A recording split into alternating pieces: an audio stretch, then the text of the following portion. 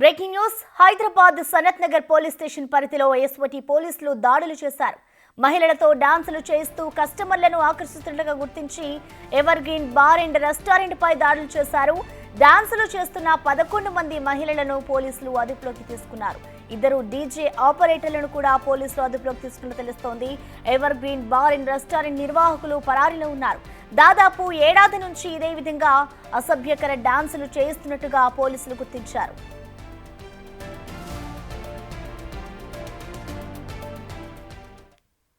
దీనికి సంబంధించిన complete updates ని మా ప్రతినిధి సుజాత అందిస్తారు. సుజాత, చెప్పండి, ఈ ఘటనకు సంబంధించి అసలు పోలీసులు ఎంతమందిని అరెస్ట్ చేశారు, ఎవరెవరిని అదుపులోకి తీసుకున్నారు? సుజాత, సనత్ నగర్ పోలీస్ స్టేషన్ పరిధిలోని ever green bar and restaurant లోని ఎస్ఓటీ పోలీసులు దాడులు చేశారు. అయితే ఆ నేపథ్యంలోనే అక్కడ ఉన్నటువంటి మహిళలు 11 మంది డాన్సులు వేస్తూ కేవలం వచ్చేటువంటి కస్టమర్స్ ని ఆకర్షించేందుకే, అందులోనూ బిల్ కి సంబంధించి కూడా ఎక్కువ వసూలు చేయొచ్చు అని చెప్పేసి కస్టమర్లని ప్రతి సాటర్డే సండే ఎక్కువ మందిని రావాలని ఉద్దేశించి అటు ఇలాంటి డాన్సులు కూడా గత ఏడాది నుంచి చేస్తున్నట్లుగా కూడా తెలుస్తుంది. అయితే డీజేకి కానీ లేకపోతే ఇలాంటి డాన్సులకు కానీ బార్ అండ్ రెస్టారెంట్ కి అక్కడ ఎలాంటి అనుమతులు లేకుండా నైట్ అయితే చాలు బార్ అండ్ రెస్టారెంట్ కి వచ్చేటువంటి కస్టమర్లను ఆకర్షించేందుకు ఇలాంటి డాన్సులు చేస్తున్నట్లుగా కూడా అయితే ఎస్పటి పోలీసులు గుర్తించారు.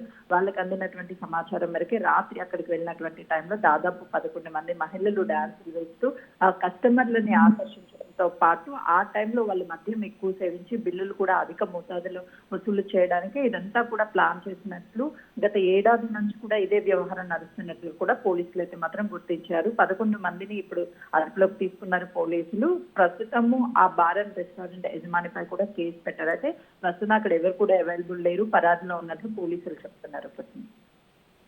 అయితే సుజాత, ఈ ఘటన సంబంధించి ఏదైతే అంటే సంవత్సర కాలం నుంచి కూడా ఇలాగే అమ్మాయిల్ని వల వేసి కూడా ఇక్కడ డీజే పేరుతో నిర్వహిస్తున్నారంటూ కూడా మనకి సమాచారం అందుతోంది. మరి అప్పటి నుంచి కూడా పోలీసులకి సమాచారం అందలేదా? అంటే ఇప్పుడు ప్రెసెంట్ వాళ్ళ మీద ఎటువంటి చర్యలు తీసుకుంటున్నారు అనుకోవచ్చు?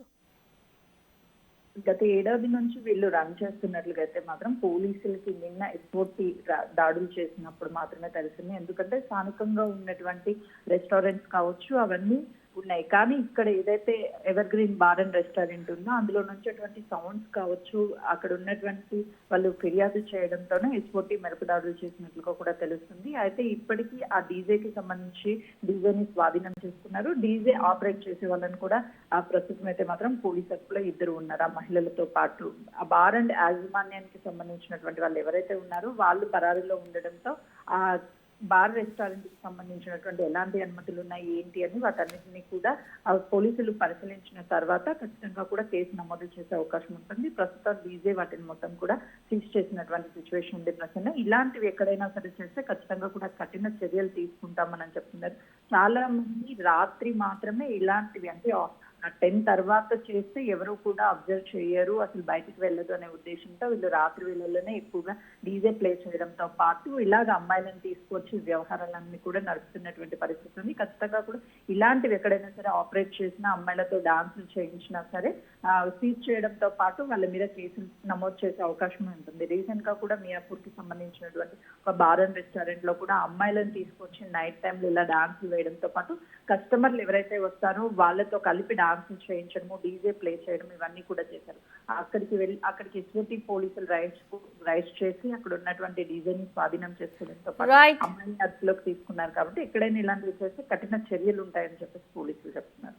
Thank you Sujatha.